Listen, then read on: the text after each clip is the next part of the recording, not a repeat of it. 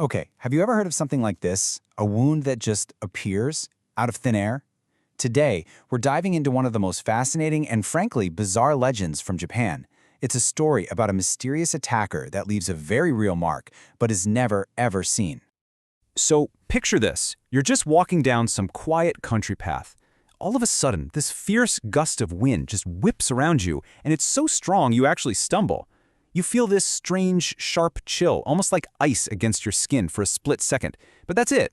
There's no sound, no impact, and here's the weird part, absolutely no pain.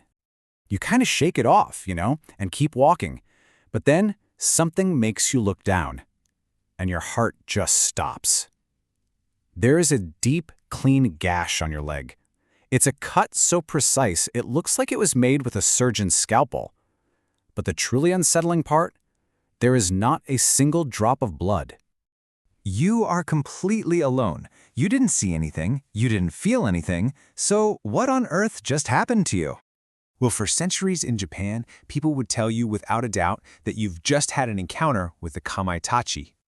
The name itself literally translates to sickle weasel, and the folklore, well, it describes this terrifying creature, a weasel moving so fast inside a gust of wind that it's completely invisible. Its claws are as sharp as sickles, and it can slice you open without you ever even knowing it was there. Now, the Kamaitachi is a type of yokai, and yokai are this whole class of supernatural monsters, spirits, and demons in Japanese folklore. For most of history, blaming a yokai was really the only explanation that made sense for something this bizarre. But what if there was another answer? So let's rewind the clock way back to 1686. In an age of deep superstition, a scholar named Yamaoka Ginrin decided to take a much closer look. In his collection of essays, he actually tackles this exact mystery. But he wasn't looking for monsters, no. He was looking for answers. And what's so fascinating about this guy, Ginrin, is his whole approach. At a time when pretty much everyone was blaming monsters, he treated this whole thing like a puzzle. He suspected the story wasn't just about a monster, but maybe a distorted description of a real, natural event. He was trying to find the science hidden inside the superstition. And he started his investigation not by looking at the creature, but by looking at the name itself.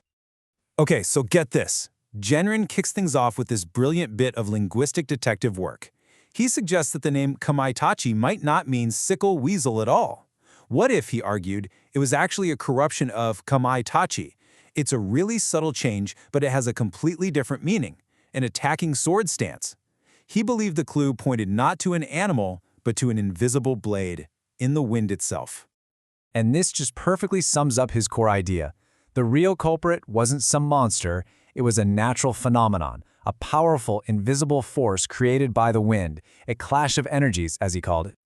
So let's break down his theory, which he laid out in 4 incredible steps. First, he proposed that these intense whirlwinds could create little pockets of vacuum. Second, he thought these vacuum pockets could act like an invisible blade, sharp enough to slice right through your skin. Then he tackles the weirdest parts, no pain and no blood. He explained this using the concept of chi, or vital energy. The strike was just so fast, he argued, that the body's chi couldn't react in time, so the nerves never even registered the pain. And finally, the force of the wind itself instantly sealed the wound, stopping any bleeding. For the 17th century, that is an absolutely stunning piece of forensic thinking. So how does this centuries-old theory actually hold up today? Is it just fascinating folklore, or was Ginrin really onto something? Well, when we put his theory right next to our modern understanding, the parallels are pretty remarkable. What Ginrin called a vacuum blade from a clash of energies, we now understand as a phenomenon caused by sudden, drastic drops in atmospheric pressure inside small whirlwinds. And those pressure changes, especially when combined with cold, dry air, can actually cause the skin to just crack and split open spontaneously. Turns out, he was shockingly close to the truth. So the real takeaway here is this. Over 300 years ago, long before we had modern meteorology, thinkers like Ginrin were already pushing past the supernatural explanations. They were looking for the physical laws of the universe that were hidden inside their own folklore. It really leaves us with a fascinating question, right? When we look back at these old stories, are we just seeing tales of monsters? Or are we seeing these poetic, pre-scientific attempts to describe the very real and sometimes very strange forces of nature? So the next time you're out and a sudden sharp wind just cuts across your path, maybe pay a little more attention. You might just be experiencing a piece of folklore that's been brought to life by the strange and wonderful laws of physics.